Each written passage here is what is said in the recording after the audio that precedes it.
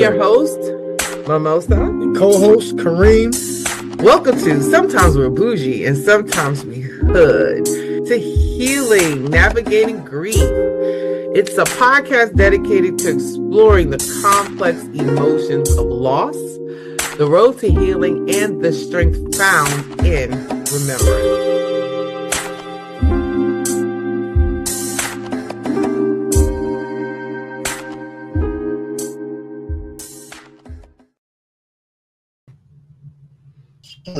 Welcome in. Welcome to Sometimes We're Boujee, Sometimes We're Hood. It's a podcast dedicated to exploring the complex emotions of loss, the road to healing, and the strength found in remembrance. I am your host, Auntie Mimosa. Yes, cousin Kareem. And we have a special co-host today, Nurse Tasha. Hello. And yeah, whether you're going or whether you're in the depths of grief, slowly learning to live with loss, or supporting someone on their journey, this space is for you.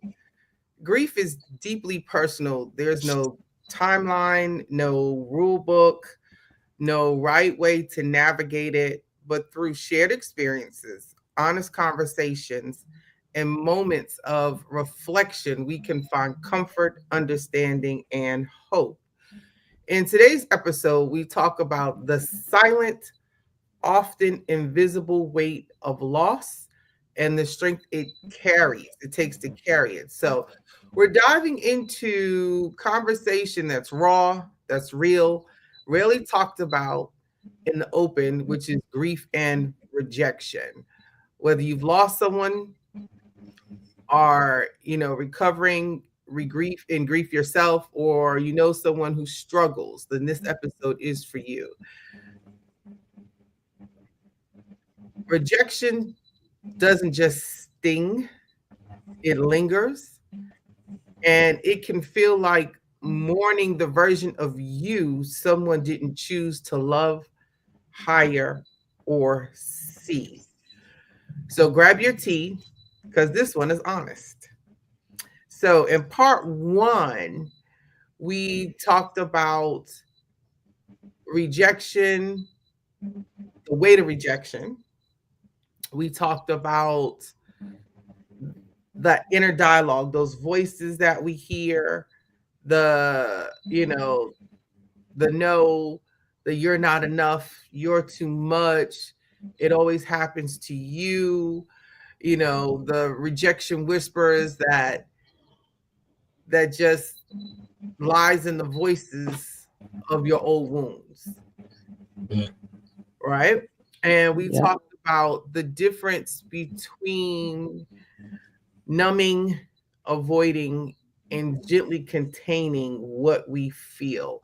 So just to kind of give our listeners, if you were not on last Sunday, the definition or the difference between the three is that numbing is like shutting down your emotional response so you don't feel it at all, right? It looks like overeating, binge watching, drinking, scrolling endlessly, and overworking. And the goal, conscious or not, is to make the feeling disappear completely. The problem with that is the feeling doesn't actually go away, right? Right. It gets buried, it gets pushed down, and it returns much, much stronger later on. Okay. Yeah. Then there's the avoiding. Avoiding is delaying or sidestepping the feeling entirely by distracting yourself or steering clear of a trigger. And it looks like refusing to talk about the situation. I don't want to talk about it. I don't want to talk about it. I don't want to talk about it. Mm-hmm. Staying away from certain people, places, and pretending it never happened. It didn't happen. And the goal for that is like not dealing with it at all. Like maybe if I don't think about it, it'll go away. It'll just vanish. It'll poof into thin air, right? The problem with that is avoidance can prolong the pain because you don't get an opportunity to process it or release it or let it go. The third is gentle containing. And that is allowing yourself to feel the emotions, but giving them a safe and limited space so they don't overwhelm you, right? It's like setting a timer to cry or journal, breathing exercises, grounding techniques, telling a friend, I'll share more about this tomorrow or later when I've rested or able to process, right? So, and the goal in that is honoring the feeling without letting it consume your whole day, right? Mm-hmm. Benefit is that you stay emotionally present and self-compassionate, but also functional. So Tashi, I want to start in with Tashi, cousin Kareem, on this one because Tosh, you had an opportunity to listen to what we were saying last Sunday. Right. Tell us your thoughts, your reflections on that, where you stand. Well, me as a person, I usually go with the first one. I'm a chronic overeater. I think food solves everything. Mm-hmm. um, yeah. So I think that my favorite whatever Mm-hmm. will solve any hurt, any pain. I also push people away and isolate. I'm a like if I'm going through grief, pain, any type of grief, any type of pain, whatever variety of it there is, I will isolate. I Mm-hmm. will shut people out and be quiet. Now I know that because I'm a nurse, I know that those aren't good things to do, but I don't. I have a way of not being able to avoid my triggers, and Mm-hmm. then when I'm angry or grieving or sad, I'm not able to communicate well.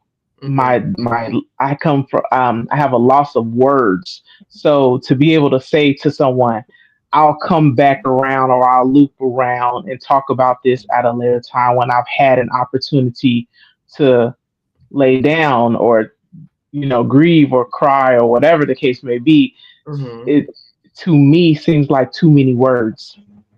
It's like in my mind, you already see that I'm grieving. You already see that I'm upset. Just leave me alone. Mm-hmm. Okay. just just leave me alone. Don't Right. I don't need you to come to me and tell me, is there anything you can do? No. There isn't anything that you can do. You can leave me alone. That's what you can Gotcha. do. So I like to take care of my own. It's not good. It's not healthy. I'm not a proponent of that for anyone. I'm actually the reverse for everybody else. I'm the person when someone else is grieving that will bring you food, try to sit with you, try to get you to talk and all those things. But then when it comes to me, I don't know how to do the same. Gotcha. Gotcha. So yeah, All right. yeah. So, That's why I asked that question last week. I was oh, the like, three, the difference between the three. yeah, I'm like, what's the difference? Because the two of them sound the exact same to me. Right, right. Gotcha. One and two sounds the same. So what the two sound the same as far as like the avoiding and the numbing? Yes. Oh, gotcha. So yeah, numbing is basically is the it's the shutting down, pressing down those emotions, and like we said, avoiding is just I don't want to deal with it right now. You don't want to deal Yeah. with it, but eventually you end up dealing with it.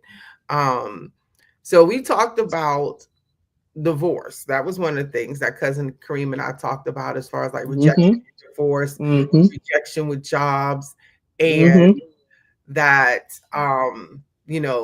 pushing through that, like pushing through the pain. And I shared with our viewers that I had a support person who basically said to me, you only get 3 days. Three. Right. Friday, Yeah. Saturday, Sunday, Monday, you hitting the road, you're gonna hit the ground running because you don't have time. You got two sons, you gotta, take care. You don't have time to wallow in this, in Right. this, in this. So um But you got to I give wanted to know context to that. that because it wasn't all grief. It wasn't just all despair. It was a specific thing that she was talking about. it Yeah, was she said that you needed to get excuse my language, but you need to get your ish together. Together. Yes, she did. She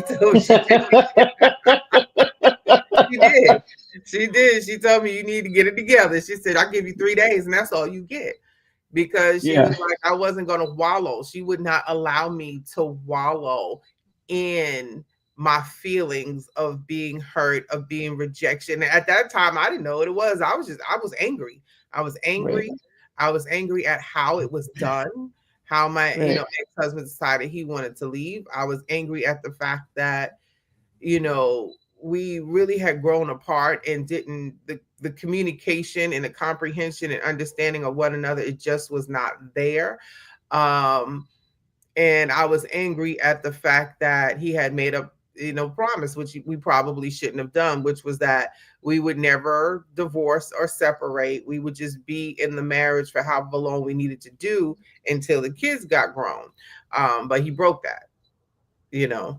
The um fact that you had to have a conversation about that to me, is a red flag. and Like it was you already got it in your head that you leaving. You already thinking about that you leaving, and then you gonna tell me that you will never leave. Well, you already thinking about it, bruh. Well, then it was like early on, because when we decided to get married, the conversation we had was that we would never divorce. We would never divorce and we would never leave each other. So that was the conversation that we had early on, that divorce was not an option for either one of us. However, he broke that. He broke Yeah, that. those conversations come up from people who've are who've witnessed that situation with their parents. They don't want to go through Yeah, that. They don't want to feel what their kids feel. They don't want their kids to feel what they felt. So that's why yeah. those conversations come up. I believe it's like Well, a to me, way go to ahead. introduce it into interject it in. Like, look, this is my fear. Is this your fear? Let's come together Okay. and make an agreement to avoid so this fear doesn't come to pass. Because Mm. some people just don't, you know, they've experienced that pain and they want their children to avoid that pain. Yeah, The I guess so. conversation. Well, now here's the difference. Here's something different. Um, his parents never divorced. Mm, see, that's crazy. His See, parents never. that's a definite red flag for Yeah, me. right. Like, if you haven't had that trauma before, like Kareem said, if you never had that trauma before, you Hmm. never seen that trauma before, and it Right. isn't something that's in your mental space, Hmm. then why would you bring that particular conversation up before marriage unless it's already something that you're thinking about?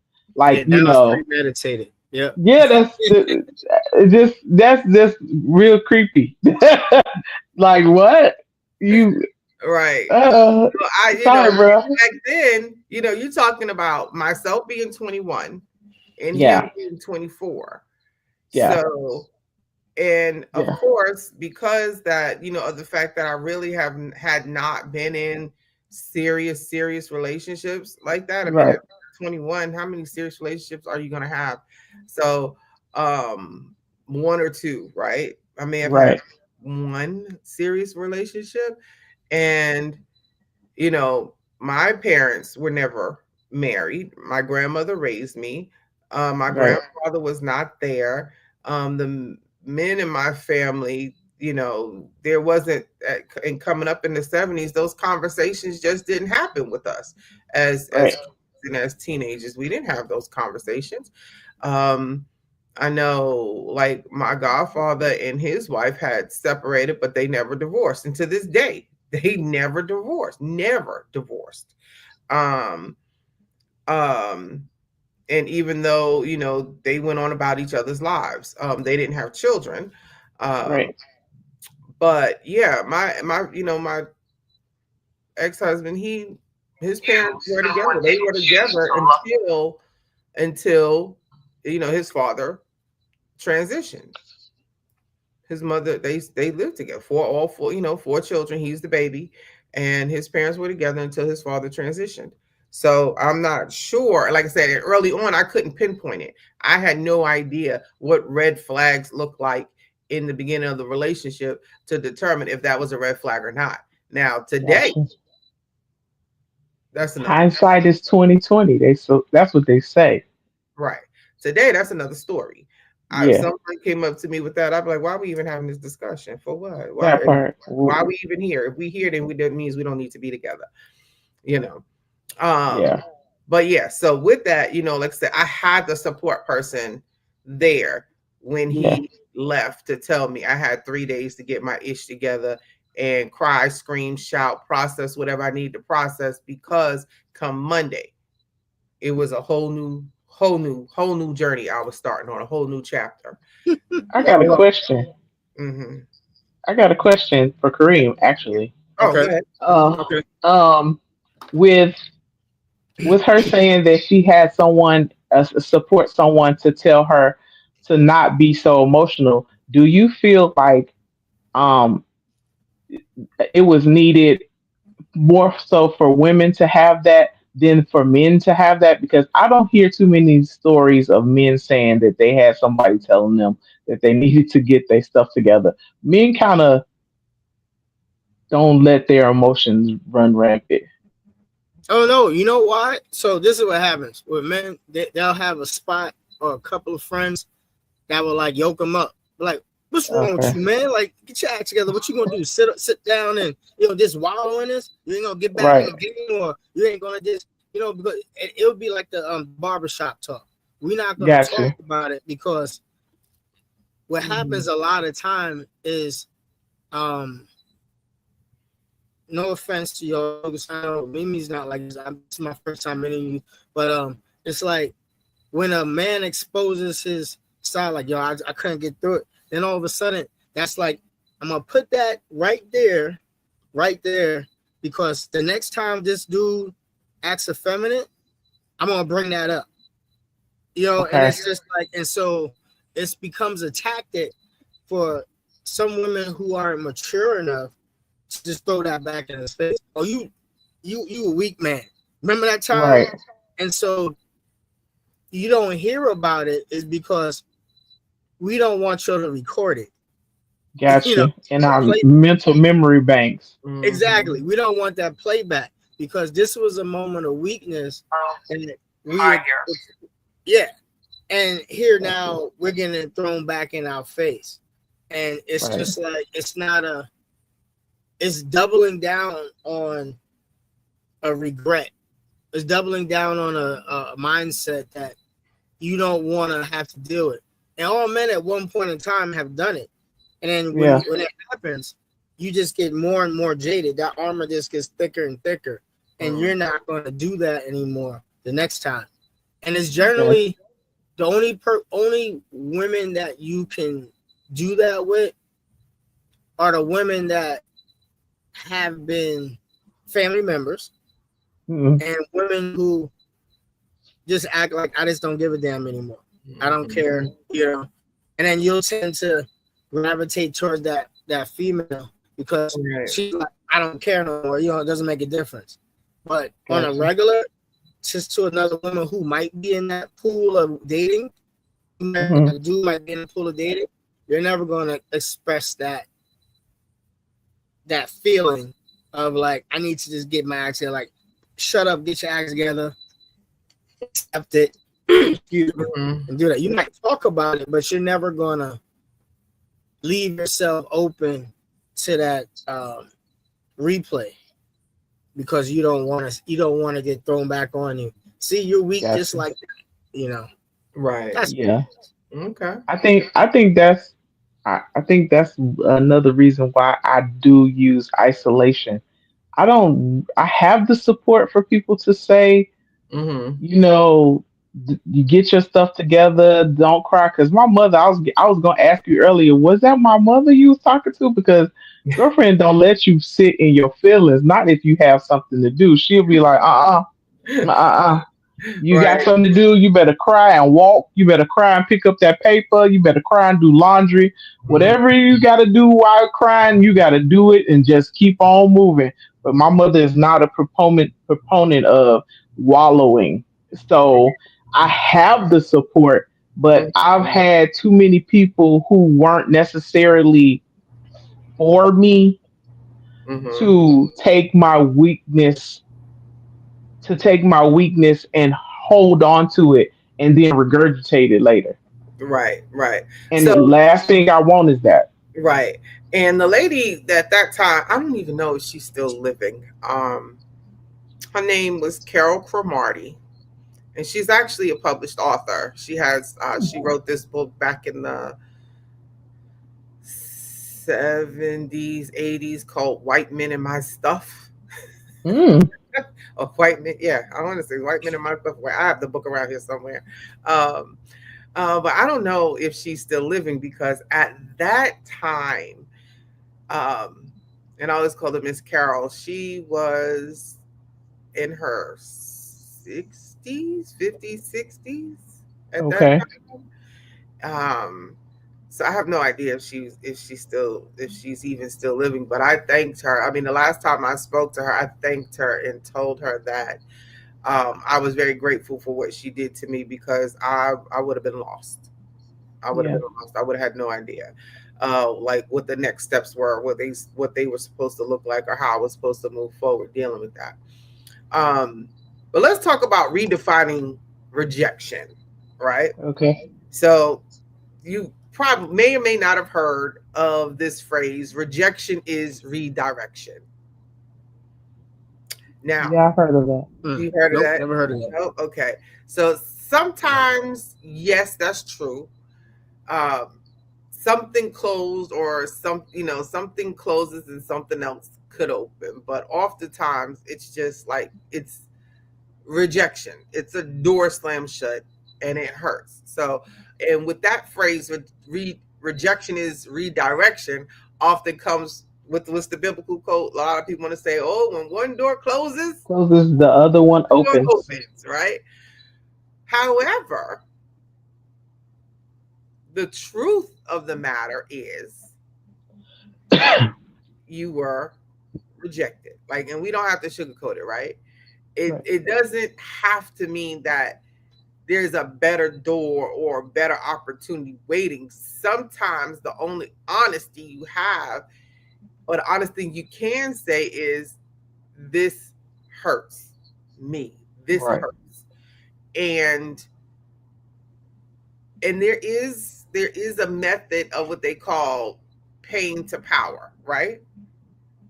Because that's what I use. I am the pain to power person. um, where I allow whatever painful situation to catapult me forward to the next best thing. Um, Mhm. it's one of those, oh, you want to knock me down? Okay, yeah, you knock me down. But when I get up, once I stand up, now, and Watch out. not only am I standing up, but I'm standing up bigger. I'm standing up better. Right. I'm standing up. You know what I'm saying? Because So, I got a point to prove. exactly, exactly. And rejection doesn't always define our value either, and I think that's that's something that's hard to comprehend, that rejection doesn't define our value or who we are. It does damper, right? Yeah. Rejection does put a damper on our value. It does put a damper on who we think we are. It puts doubt in our minds when it comes to dealing with rejection, as far as being part of grief, right? Right. Hmm. Now, I mean, we all can reflect on some story in our life when we have been rejected and turned away, whether it was in a relationship, employment. Uh, Tosh and I, we come from the artistry side of poets and acting, from that end of it. So we know it's not always pleasant to feel rejected. No, it is not always pleasant. As a matter of fact, in certain industries, um, poetry, medicine, uh, it, those are the two that I can go off of because I'm in those two. But Mm-hmm. in specific industries, you get rejection more often than not. So you start developing a tough skin to it. Mm-hmm. So you don't even recognize that you're being rejected. It's like a normal word. No is a normal word. It's like, eh. Yeah. Yeah, that's like Okay. sales. That's like it's. I have like over a decade in sales, and I see people come in and like sales, and like they don't realize that sales is all about rejection, how to get over it, you know. Right. Mm. And Right. I told some people, this one person, me and Mimi, you ain't built for sales. It's like Oh, you Tati don't knows take who it is. Oh, Tati yeah, knows. okay, Yeah. my bad. I was like you're not built for sales. You don't handle rejection very well. I mean, be honest with you.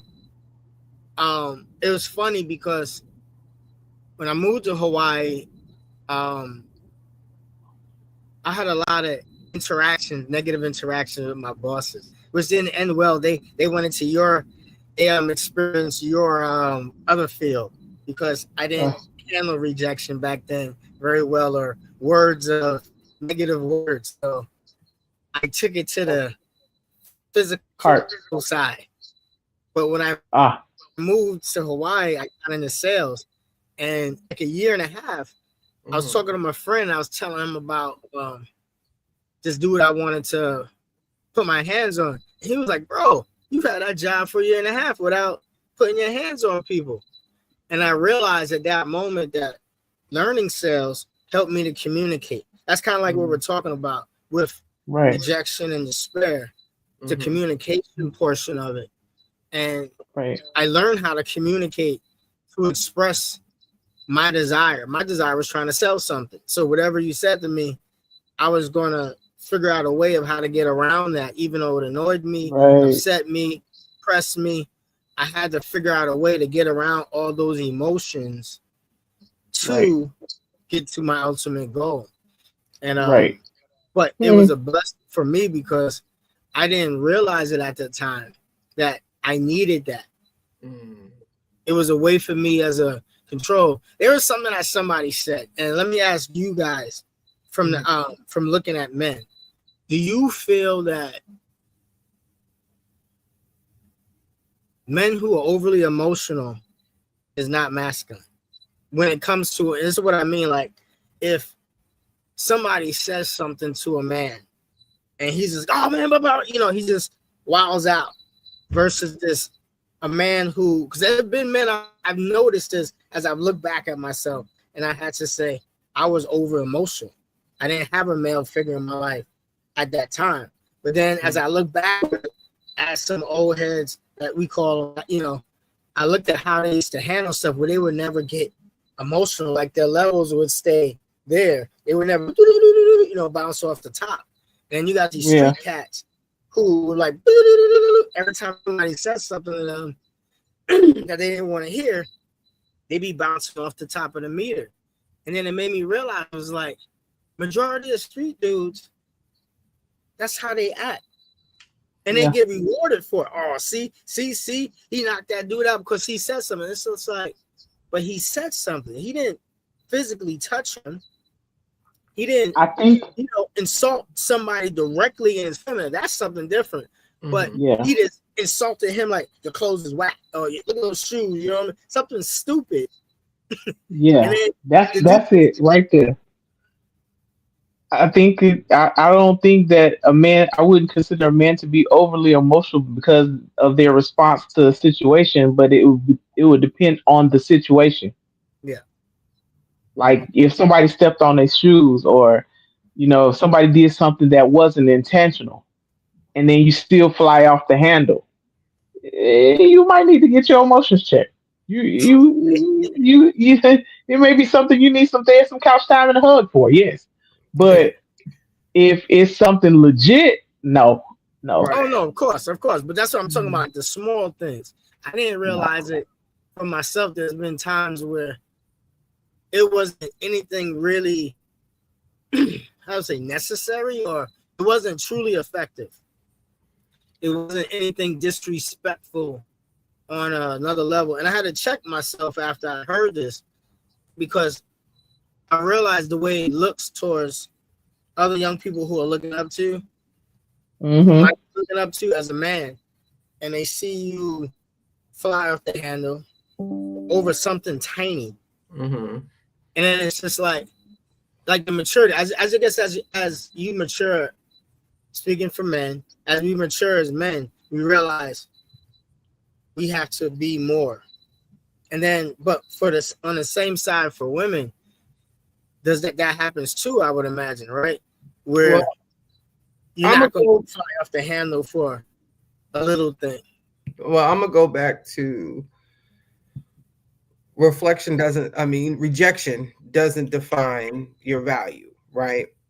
Right. So with experiencing rejection, depending on the situation, there's a growth of maturity there. And based off of your life experiences, is whether or not you have that maturity because life experiences and I believe travel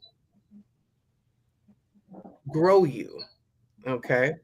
And for the men that may have, I'm gonna say, shotgun or short tempers, bomb Mm-hmm. have them little short wicks for tempers. One, it's learned. I want to say one, it's probably learned. Two, it's they have some issues that are unresolved, and Right. the way that they know how to, and they probably don't even recognize that they may be responding to trauma. It's a trauma response. Yeah. Right. Um, so, as look, Nurse Tasha said, they may want to sit their behinds on somebody's chair somewhere or a couch, go to therapy Mm-hmm.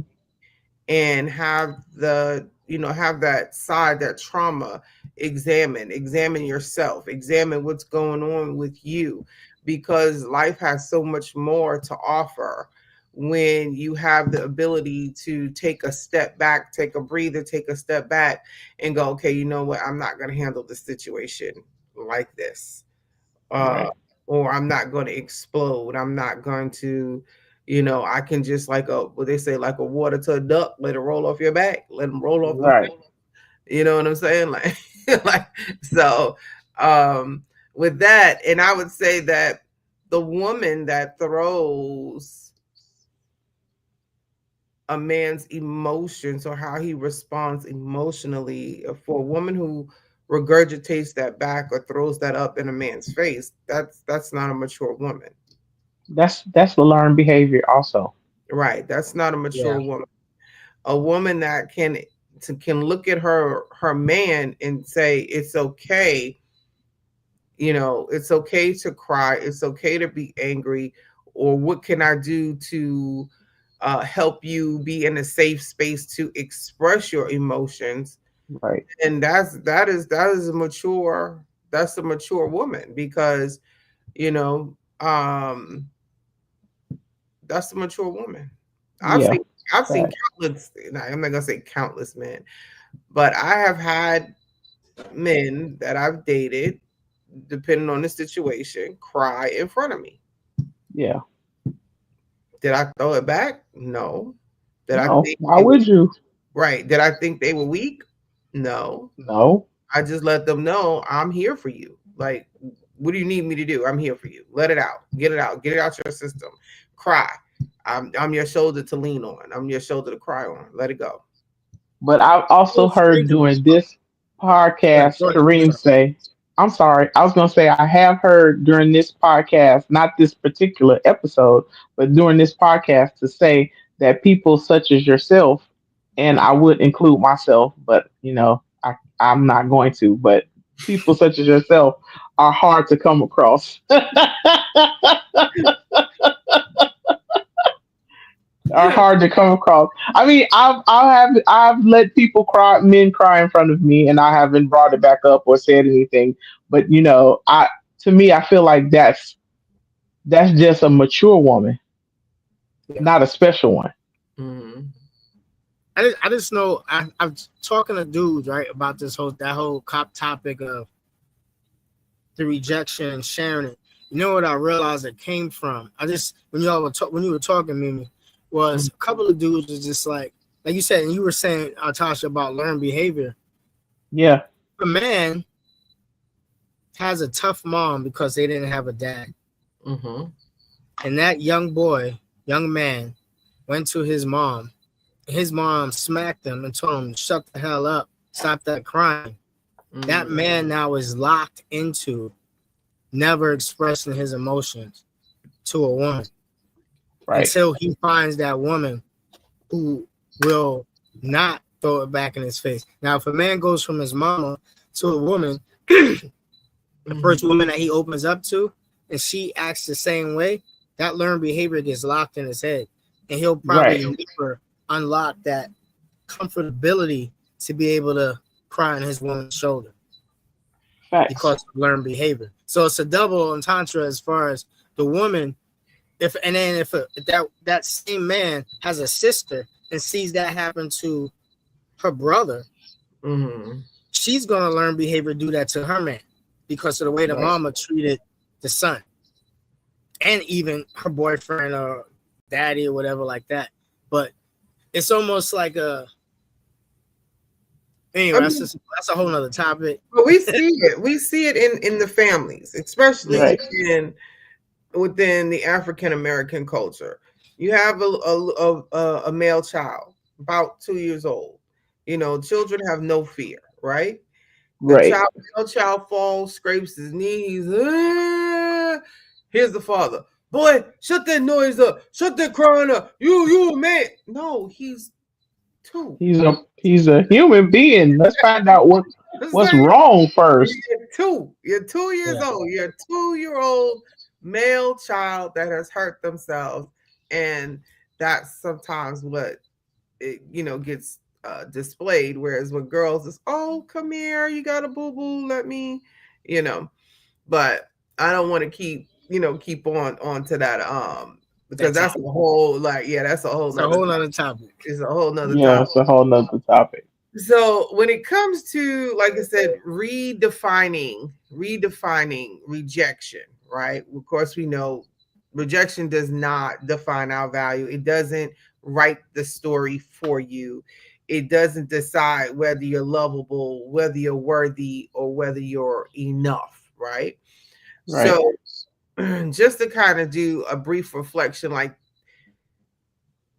think about a time where you experienced rejection. Like, did you turn it into a story about your worth, or was it a story? And like, is it a story you can tell now? Like, can you tell that story now? Yeah, Okay. You I want Yeah. to? definitely should tell that story now. Mm-hmm. Yeah. So how would The you only tell? reason why the only reason why I say that I could tell that story now is because it's past. Mm-hmm. If it was something current, I probably wouldn't be able to talk about it because it's current. But Right. if something happened to me in the past, then yeah, I can talk about it and discuss how I felt about it because I've had a chance to work through those emotions and have more emotions and deal with the trauma or the pain or whatever comes with it. I've had a chance to dissect it more or less. Right. But the current ones, I'm still working on those, so I can't. Me personally, I wouldn't be able to tell you where I am with that situation. Okay. For me, I think I can speak on it either way because I look at it as cycles Mm-hmm. of like a test in some way that did you actually understand the rejection and how you got over it, or were you actually still holding on to it? Because I think that when you're going through something, you think you might have handled that situation the right way, and by overcoming the rejection, just to 2 months later have that same situation come up again, you realize, wait, I just went through this, or you don't even recognize that you're going through the same type of rejection, Mm-hmm. whether it's dating or getting terminated from a job. and then you're like, wait a minute, this seems so familiar, but you don't have a hold on it. So did you really get over it? Did you really overcome that rejection? And so then the Right. third time comes up, and then you recognize it immediately, and you're like, oh, here we go again. Nope, not doing Right. that. And then now you can fully step away from it. Like, oh, that was just, that was them. That wasn't me now, or Yeah. it was me because I put myself in that situation to get Right. rejected. So, Right. okay, so that happened. It's not going to happen again. I'm not going to put myself in that situation. I Right. think for me, it's like the self-reflection on it is, especially when it's repetitive in the cycle, is you have to understand how you put yourself into that situation. And then, not just is it other person's fault, like how did you play into it? And then once you get to that level of maturity, then you can really handle, not saying that you're not mature, anybody's not mature, but I think that that's the ultimate level, to look at yourself and say, oh, I did this. Right. Mhm. I did this. It's like buying a bad car over and over again. When are you going The to buy a same new? bad car. Right. When you gonna learn? Yeah, when you going Right. to just buy a new one, except keep buying beaters for $1,000. Let's go out there and buy a new car, get your credit straight, and then not have to worry about it too much. You're gonna keep repeating the cycle and getting mad at yourself. Oh, boss, I'm late, and or you calling your friends up like, yo, I can't make it, having car trouble, and looking at you like, do you You always understand have car why you having trouble. car trouble? You That know? part. Right. No, Yeah. but that's part of rejection too, because you look at that. If you're not reliable as a friend to come to a gathering because of said car problems, then guess what? You're not gonna get that phone call too much anymore, right? Right. Right. Like they're not gonna count on you to show up because you always have car problems. But if you fix the issue with the car problems, then you wouldn't have to worry about the rejection and not inviting you. Because that's when you start finding out, hey, so and so had this. Like, where was my phone call? Like checking your phone. What date was that? Like, did I miss Right. that? But anyway, that's like my 2 cents. Self-reflection. Right. Gotcha. So, and of course, like our worth is not up for negotiation. It is not up for negotiation, especially not by those who couldn't see it. Right. I'm gonna say that again. Like our worth, or I'm gonna put it this way, speak to the listeners, right? And the watchers. Your worth is not up for negotiation. Yeah. Your worth is not up for negotiation, especially not by those who couldn't see it. Mm. Okay. So Mhm. it's, we understand that, like, when it comes to grief, when it comes to those 7 stages and how they all look different in different areas of our lives, right? Um, where, I'm gonna say, ask Tasha, where do you believe, like, do you think there's a limit on despair? It should be. Okay.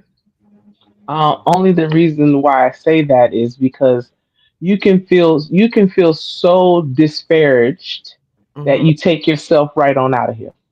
Okay. I mean, you can grieve so hard or be disparaged so hard Mm-hmm. that your heart stops pumping.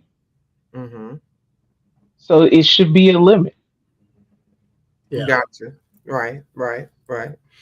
So working in the mental health profession as a case manager, when it comes to grieving, I know, Mhm. and I've seen this with a lot of my clients where they have a tendency to use grief, or use, not necessarily grief, but use a grief moment to become an excuse for extracurricular activities, right? Hmm. And Hmm. or they new case managers or new people will come in and they'll try to play on that new person, utilizing that quote unquote moment of grief, such as a mother passing, a grandmother passing, an aunt passing. And then when you ask the question, it's like, oh, so when did this happen? You say, my condolences. How long has it been? 10 years, 15 years. And you're like,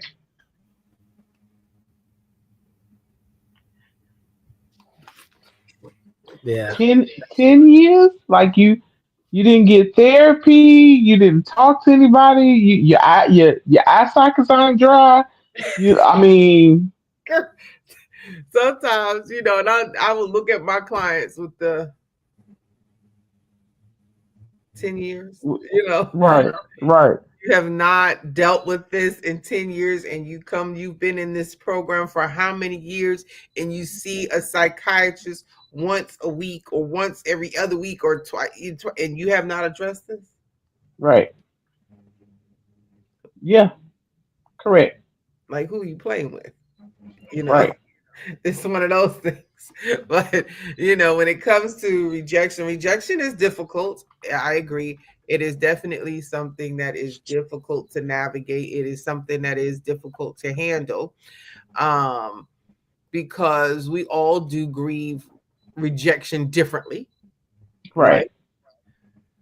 For It's a some, different. Yeah. right, and for some, it's a quiet withdrawal. For others, it is tears and venting to a friend, right? yeah, right, But either way, it's valid. The pain is valid. The heartbreak is real. The situation was very real that they went through. So, you know, Let me ask you guys a question, you ladies, a mhm, question. What about the rejection from different aspects of life? Like you got rejection from, like I guess I relate things like three different parts, right? You have the people who are closest to you, the mhm, people who you relate to, and then you have your associates. Family, right, friends, and then associates.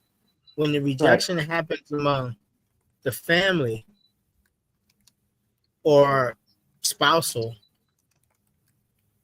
is that rejection take more time to heal from versus somebody you just met that you see every day? You know what I mean? Like, you know what I mean? Like you see on the way to work or something like that, or the way into work, you just say hi because you're familiar with their face. You know what I mean? It's like, like, which one, like, do you think that the closeness makes it worse?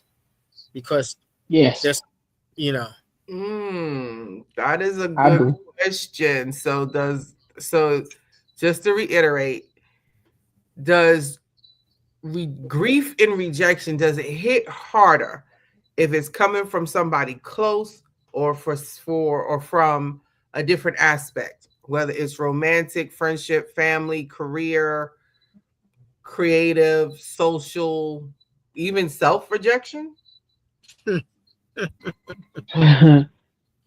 well, that's deep one, Well, right?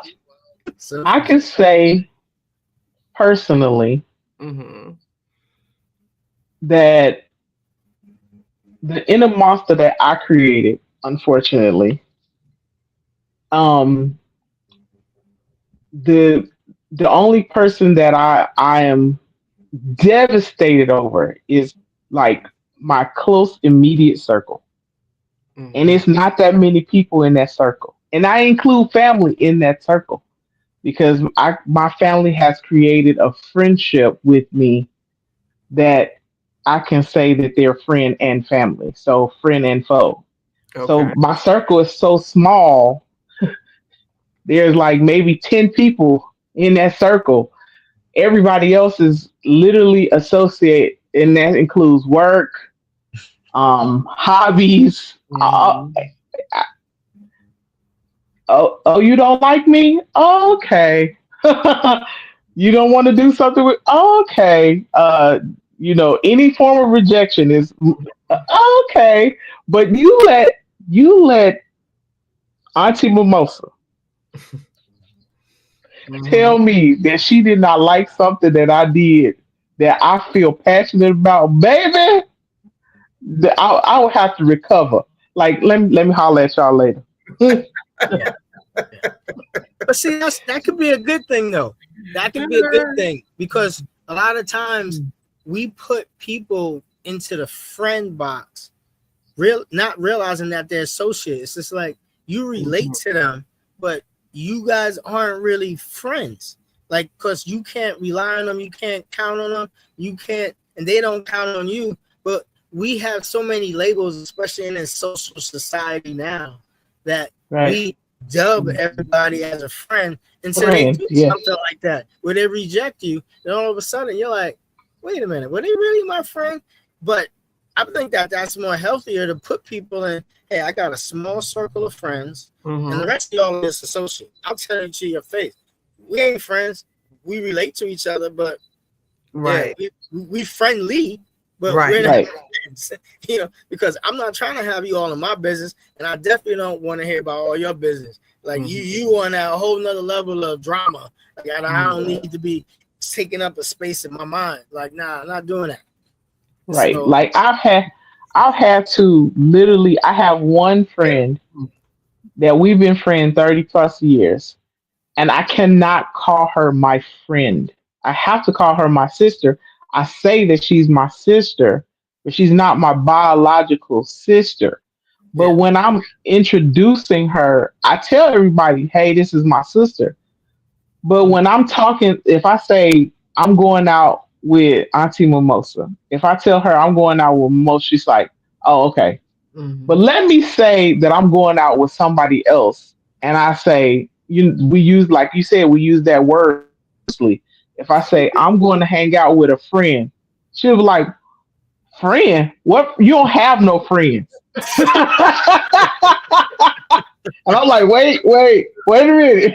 Look, Hold Nurse on. hold Garner. on. Look, Nurse Garner only has 5 friends. Okay, and I That's can. it. A handful. That's all you need. That's all you And, need is a and we handful. look, we all know each other, and we can all name each other. Okay, so it's That's that is it.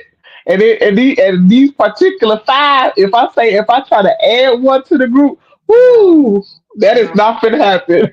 Yeah, did they ain't pass gonna the test? Yeah, did they pass all the qualifications for all Right, of us? Yeah, right. right. Everybody like, you got a new friend. What?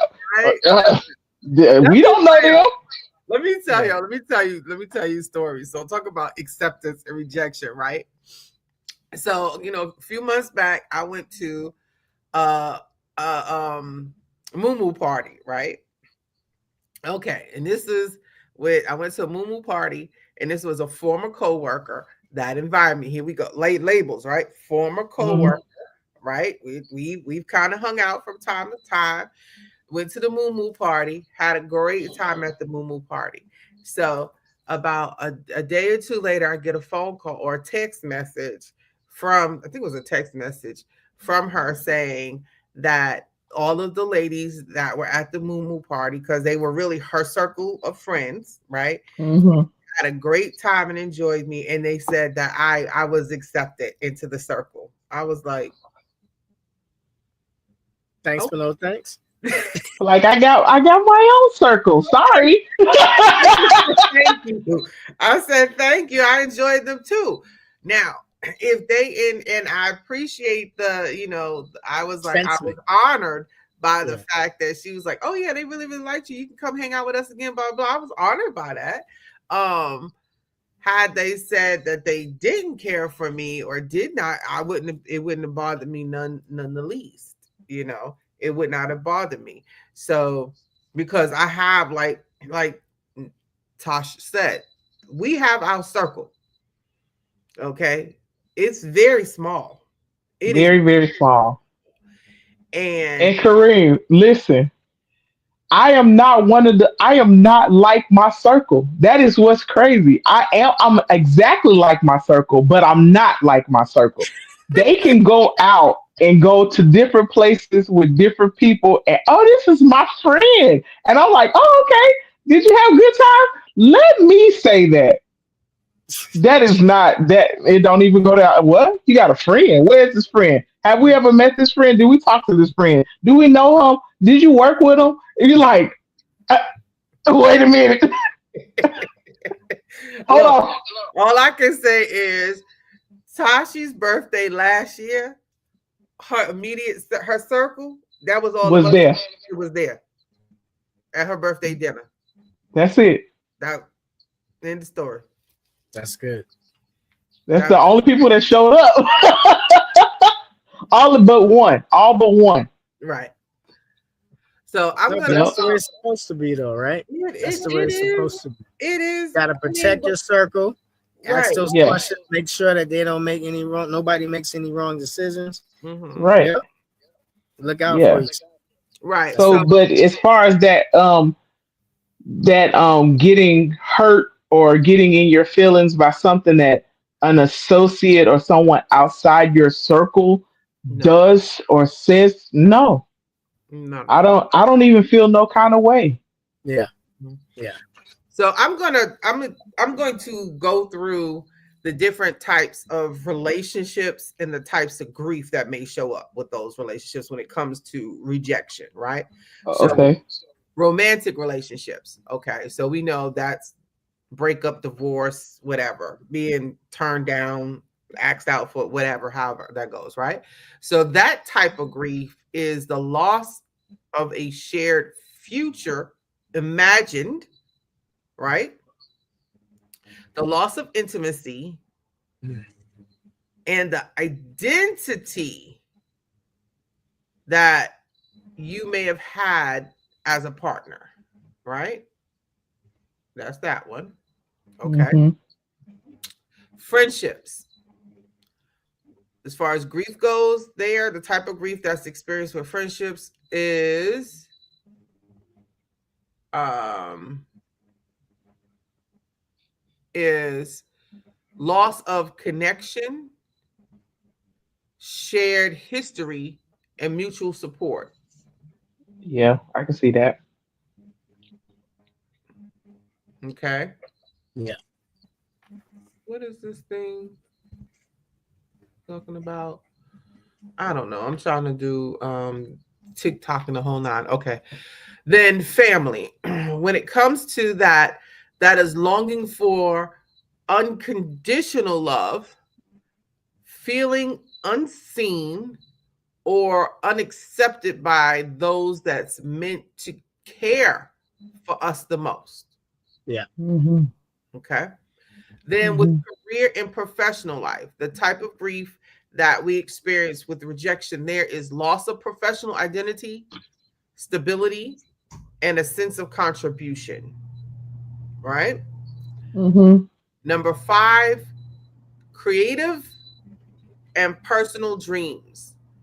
The type of grief that displays there is mourning the loss of being understood or valued for your unique vision. Okay. Hmm. Number six is social and community belonging. And with that, that's grieving the loss of belonging, shared cultures, or acceptance. So I want to say with that, that's like the not being invited or feeling out of place in a group or being excluded based on your identity. So we know what that is, right?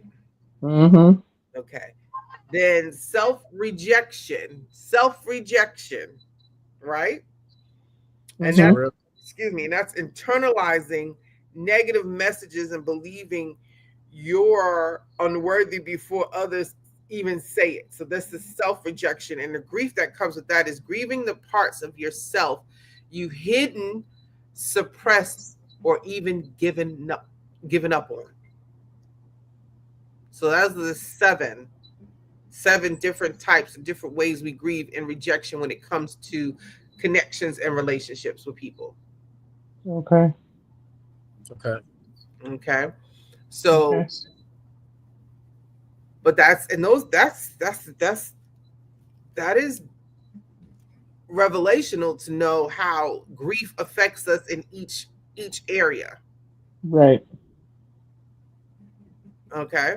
So again, Yeah. romantic relationships, loss Yeah. of shared, future image, intimacy, identity as, you with that partner, as that person's partner, friendship, the loss of connection, shared history, mutual support, family, the longing for unconditional love, feeling unseen or unaccepted by those meant to care for you the most. In career and professional life, it's the loss of professional identity, stability, or a sense of contribution. Creative and personal dreams. So with that, that's mourning the loss of being understood or valued for your unique vision. So imagine how like artists feel, writers feel, um, and if you really don't have that support system where you're submitting projects and films and it's constantly no, no, no, no, no, then your creativity eventually, it kind of gets stifled. You know what I'm saying? Yeah. Or you don't feel Yeah. like you can create anymore. You're like, I'm stuck. I have writer's block. I can't produce. I can't. And then with social and community belonging, that's the grief or grieving the loss of belonging, shared cultures, or acceptance, right? So, not being invited, feeling out of place in a group, or being excluded based off of your identity. And we know a Well, lot. I've had all of them except the community and the work one. And then the self rejection, that's that internalizing negative messages and believing you're unworthy before others even say it. That's that, grieving parts of yourself you've hidden, suppressed, or given up on. So for me, like that last one, Self-loathing. no, not necessarily self-loathing. I mean, I would say it's that last one is I'm gonna use that with dating, right? Talk about dating. Mm. When we as women tend to downplay our achievements, Mm. right? So you go on a date and it's, hey, what do you do? What do what are your accomplishments? And we'll go, oh, well, I'll use myself for example. I'll just might say I have my bachelor's degree in psychology and I work as a mental health case manager. I left a whole lot out of that. A whole lot. And And you'd be glad that I'm not around. okay. You'll be real glad that I wasn't around. So, and I'll just use that as an example. So I just left a whole lot of accomplishments out of Out. it Right. because I either don't, I mean, like, and some women feel like this, like they don't want to outshine or they don't want to shine so bright when they're getting to know someone that they they just put a cap on their accomplishments. And I say stop that because, honey, I will quickly BA in psychology, MED, adult education and development, published author, produced playwright, podcast production, uh, But motivation, do men do that though? huh? I've never heard of a man keeping back his accomplishments to fit in. I've never heard of a man doing that. Men don't Do do it as men much do as that? we do it. Kareem? Sometimes, Oh, sometimes. What sometimes, would be the depending on who reason? you're around, because it depends on the aspect of the jealousy, of Mm. the the environment. I mean, like, when it comes to like sports, no, I mean that's Mm. always gonna be like, no, I did this. But when it comes to, well, with African descendant men, especially, it's like it's more of a, oh, like, what I mean. It kind of gets looked at like, oh, okay, so now you putting all that energy out, but then it's different. It depends on the aspect of where you're at. If you're at like Mm. a convention, then the accolades will come out, and you're like, okay, cool. Then I can talk to you about this, hopefully. But once, okay, let me put in a situation. So I was at a convention, and we're talking to people, and the dude was like, oh, I did this, and this. Or better yet, old boy Mike, who they put out all these accolades, and then you start to ask them about stuff, and then you realize that they're just putting out accolades and don't have nothing behind it. Like, you don't know what you're talking about. Mm, And then once you mm, check like that, and somebody's like, you see the face, you know what I mean? And then now everybody's like, wait a minute, why did he do that? And then like, what's your thoughts on what he just said? And then you break it down, the person breaks it down like, nah, they coming from left field with this. They're not coming straight way, you know, they coming left way. And you like, oh, okay, now everybody gonna walk away. Now that dude is cased as you's a straight, you know, not you're a liar, basically. You know what I mean? Like you played yourself. And so that's the whole you have to be careful with men when you start placing those accolades, because if somebody checks you, right. calls you on it, oh, you this and that. Okay, let's talk about this and that now. Now all of a sudden you like you know what I mean? Oh, okay. So So you it's can't really talk to. They won't be able to really talk to whatever their accolades is. They just throwing out accolades to think that's gonna hype them up. Right. exactly. And then when you Got get it. Gotcha. called on it, then it's just like so you know me from New York. So if you was to say, oh yeah, back in the days I used to walk down this block, this block, this block, and then somebody's like, oh, so you know so and so. So the sneaky part about that is they get to be throwing out a name. Everybody else knows that dude ain't nobody, but you're like, yeah, I know him, and they're like, word, what's he look like? Right. And then you get called on the carpet for your stuff, and then all of a Yeah. sudden you play it out there. You know, oh, I thought you knew so and so. Oh, I Yeah. didn't I had realize that done that to me was I before. just threw out a name that wasn't nobody. So your street Yeah. cred is right, just like that. Now where you going? Where you going the next time you run into these group of people? They're looking at you like Yeah. you're a cornball. And then in the Yeah. business sense of it all, you talking about like Mike. Oh, I did this, I did this. Okay, well, put me on to how I get this, and I need that.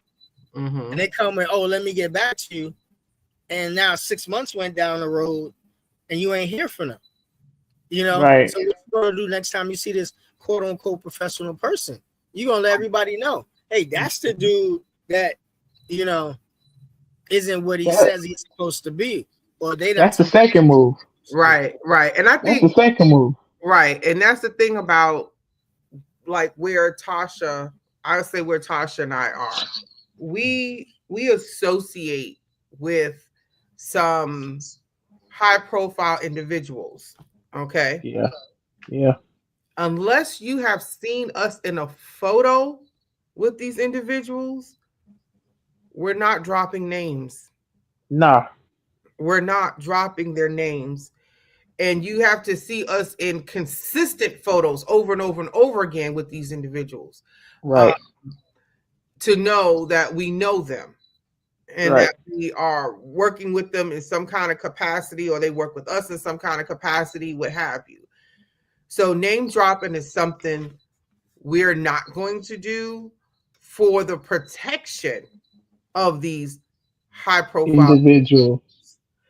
Yeah, and furthermore, I'm not the stereotypical person. Like I'm not one, I'm not gonna name drop. And two, I am the textbook definition of be leery of who you talk about around people because you don't know who. Mm-hmm. Because if you stand there, you talking about, you know, I know Mimosa from blah blah blah blah blah, and my ears will perk up like a dog, but I won't say that's my girl. Like I never, I'll be like, oh, you do, oh, okay, and then let one negative comment come out. To, oh, for real? So you know her, huh? Because I'm just gonna go back and tell her. Right. Yeah, exactly. But Right. that's holding the circle together, right? That's what I Mm-hmm. look Yeah, at it. You ain't gonna let nobody disparage your friend. You know what I mean? no, Like absolutely not. that's holding everybody accountable in your circle. Mm-hmm. Yeah, but even if it was like, I work with some high profile doctors, and Mm-hmm. I've been places where people have talked negatively of my doctors. And I claim them because I work with them. Like most of my time is spent at this clinic, at this hospital. Like most of my day is at the hospital with them. So I spend more time with them than I do with my family most of the time. Right. So I'm not gonna let you, especially if I have a close connection with this doctor, I'm not gonna let you talk disparagingly of my doctor. Mm-hmm. and he or she or they are high profile. What you mean? Tell me more. Please tell me more. Right. Do tell. Let me hear. So, Right. That's just like when I worked for Georgia infectious disease. You know what I'm saying? hmm I had there were two high profile doctors that I worked that were in that office that I worked for. We had celebrities that came in that office. right. Look, Mm, they just people. exactly. They Mhm. just people. Yep. They just people. I'm not that. I'm not that person. They just people. So until you say something bad, and then you better pray that my maturity kicks in. Right. Cause then I got 4 or 5 syllable letter words to say to you. Mhm. Yeah, So sometimes it ain't even necessary. Sometimes it's yep, just physical. You might get out of yeah, pocket. that part. You Mhm. know, it's So crazy. It's crazy. Just you know, I think that's the other part that we didn't talk about was the crazy part of rejection. Mhm. Where people get rejected Right. and they just feel that everybody should go because they got rejected. It's just like, wait a minute, like you got rejected, so you are going to act out and get physical. That part should never ever be part of the equation. But right, some people who will take the rejection, there's two parts to that. They'll take the rejection and get physical, and then they'll take the rejection and then Mhm. and turn it around. Not hear the part like, okay, it's healthy. Let me stop. Let me back up. Healthy rejection, where you have to tell somebody, you know what, this ain't working out. Like you talking about our friends behind their back. You know what? Maybe we shouldn't hang out no more. That's a healthy Mhm. rejection. But then people will take that rejection and turn it around like as if you're the problem, you Mhm. know. right, And then they'll take the yeah, rejection and want it physical. Like, how dare you reject me? I'm not negative. Like, I'm not. And they start breaking stuff, and you're like, I'm just trying to separate easily, copacetically. And here you are. Now we're getting physical. Stuff is being thrown, you Mhm. know. right, And it's like those are the rejections that should never happen. And I don't right. know. I guess Physical that's, rejection. yeah, physical rejection. It's like if I'm coming to you and saying I need to pull away because I'm feeling this is unhealthy. A lot of people will turn it around. Oh my, and that should never happen. These Mhm. Right. things should never happen. You shouldn't have to somebody tell you why they're rejecting you, and then you feel that I'm gonna take it and now throw it back at you like, no, you're the problem. If you're Mm. not listening to what the rejection is, you know, to why Mhm. they're rejecting you. Did that make sense? Yes. Like you going around every Mhm. time you get mad, you slashing my car up. You want to fight. You want to You know, fight. You want to be trying to aggressive. nose. Every time you get your feelings hurt, you want to punch Right. somebody in the eye. Yeah, Right. no. Exactly. That part. That Yeah, part. it's that But you maturity know question. what? But you know what? People do that with grief too. Yeah. Mhm.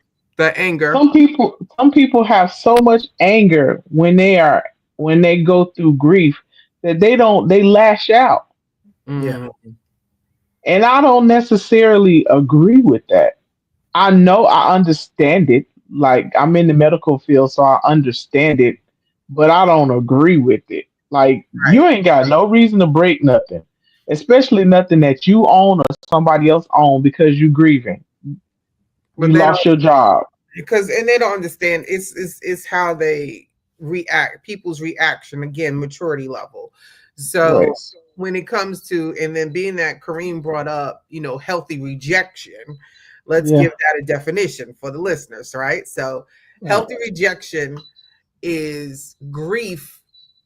Healthy rejection in grief means like setting boundaries and protecting your emotions and your emotional well-being even if it includes saying no to certain people, situations, or narratives Mm. without shutting yourself off from life or hard feelings. Yeah. Right. Yeah. So, and it's not about rejecting the grief itself because that needs to be felt, but it's about rejecting what deepens the wound or distorts the healing. Gotcha. Right. Mm-hmm. And so, with that, when it comes to healthy rejection and grief, right? Mm-hmm. Reject harmful narratives, right? So, and Mm-hmm. that's letting go of guilt or shame that doesn't belong to you. Because a lot of times when it comes to grief and rejection, we will hold on to guilt. Well, we will hold on to shame that's not ours. We have no business holding on to it at Mm. all, Right. right? Right. So, Right. and it's about saying like, I'm not going to believe that my loss makes me broken or unlovable. Okay. Um, rejecting unhealthy comparisons, like refusing to measure your grief timeline against others, or understanding that your healing is not a race. And it's not about, well, why I can't get over it fast enough, right? That's Right. okay. I should, or somebody telling you to get over it fast enough. That's not for anybody else to say. Um, Right. rejection or rejecting re-injury, right? So choose Right. not to engage with the people, the place that triggered your harm or didn't support your growth. And like limiting exposure to dismissive or judgmental voices. So, and that's that you got to definitely hold on to it in your mind. And when it says like choose not to engage in people or places, I can tell you, like, even though I worked for said hospital here in Atlanta, that is also in Athens, and was let go when I became a supervisor in Athens and was pissed because it was personal. That was a Mm-hmm. personal attack. And it was personal because I remember looking at this manager's face and she was like biting her bottom lip because she couldn't wait to tell me what needed, that I no longer, that as of that day I was terminated. Mm. And I remember the look on her face. I remember the look on her face. I remember her reaction. And the only thing I could do was just put my head down. And I looked up and I remember throwing my keys at her. You know what I'm saying? Because it was very personal. Because she thought I was after her job. I wanted her job. Needless did she know, I could care less. I did not want her job. Mm. First of all, I didn't like being in Athens. I had to drive an hour to work, hour and a half to work every day at home, back and forth. Think no, I didn't like. No. I didn't like it, and I was Right. going to get my way out of there. But I always said, my Emmy Award speech is my Emmy my Emmy Award speech is ready. Okay, I done practiced this thing so many times. Thank you for thank, thank you so and so for terminating me from said hospital in Athens. You know what I'm saying? Thank you. This goes to you.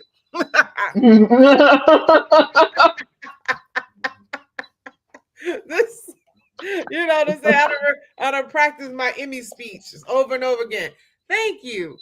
This goes to every employer and supervisor and When you go up there, you be like, "Ah, man. I knew this day was coming."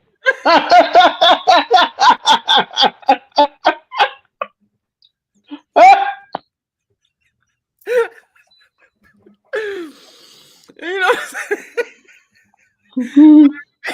and I remember being on the phone with HR because I was explaining to them, like, listen, this was wrong. This was personal.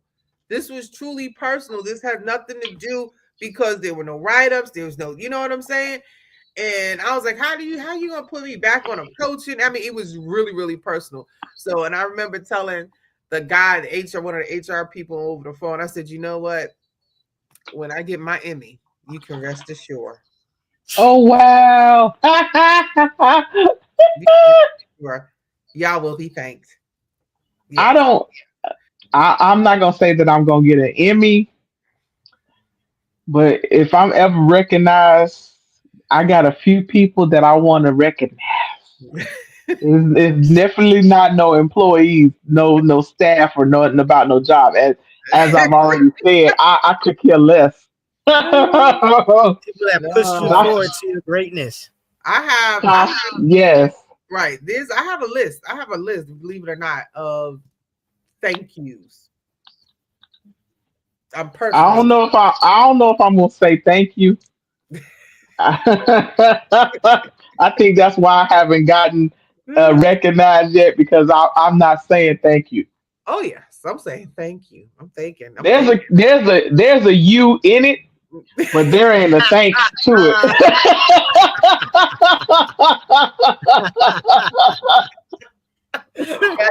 There's the thank you, honey. It's a And sarcastic, Snoop Dogg say, "I want to thank me." right? Me and me. But Yeah.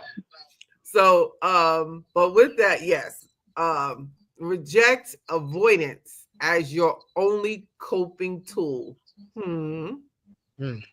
Okay. Allow Mm, space for pain while still protecting your mental health, right? mm, Balance moments of feelings with moments of rest. Okay. mm, And mhm, finally, reject permanence in hopelessness. So acknowledging that I feel hopeless now or helpless now is not the same as I will always feel this way, That's good. mhm, right? mhm. So, any final thoughts before we close? Nurse Tashi.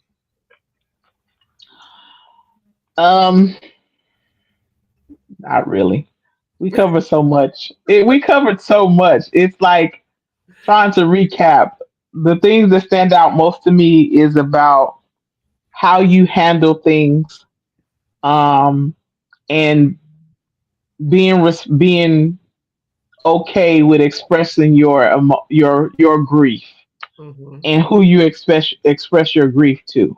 I think you need to have someone, a circle that you can, whether it's your barbershop or your group of friends or whatever, to express your grief to because you are going to have them. You can't avoid it, whether it's loss of a job or what relationship, whatever the loss is.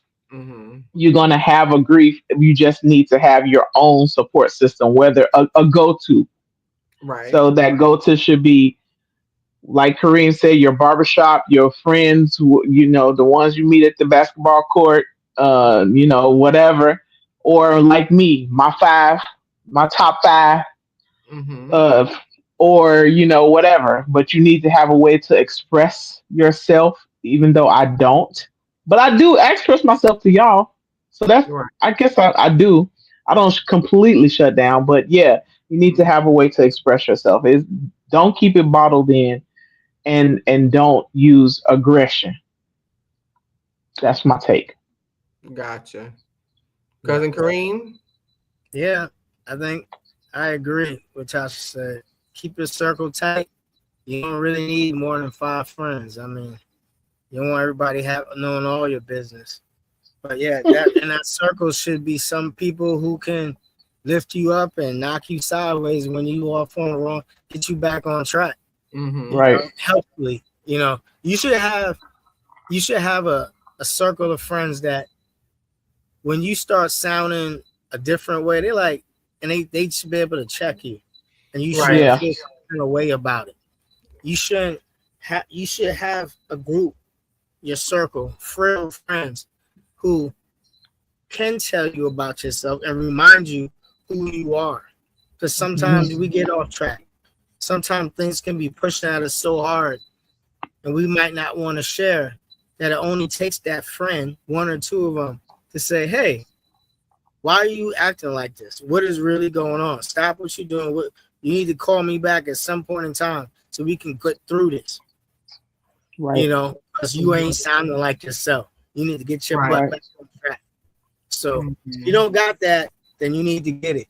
And if you evaluate, you need to check yourself and your circle to see if that's what you're receiving. Because if you're not receiving Hmm. that, then the people that you think you got as a circle aren't your circle. You need to elevate and move past them on the people who Hmm. mature to actually care about you, to tell you about yourself in Mhm. a constructive way. There's two type of criticisms: criticism and constructive criticism. You know, Right. so Mhm. if you ain't getting that constructive criticism, are they your real friends? Right. Facts. That's So, all. so with that, just keep in mind when it comes to rejection and grief, there is a healthy part or healthy take to it, and that is it creates a safe container for grief without letting it spill into every part of your life. It helps you protect your identity so the loss doesn't become your only story, and it keeps you connected to hope, even in small doses.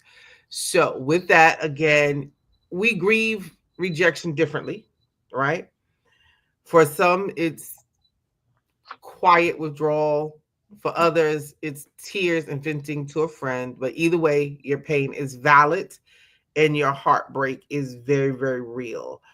So, and if you're feeling overwhelmed, of course, here's a few gentle like next steps you can take. Of course, reach out to a therapist or a grief counselor.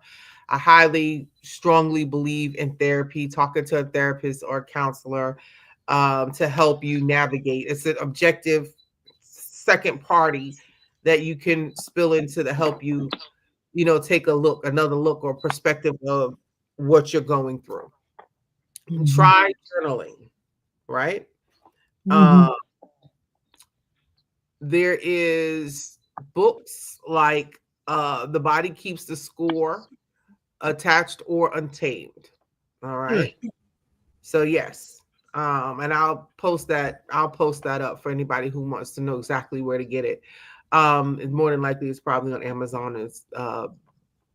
Bookstore still exists. I think Barnes and Noble still open.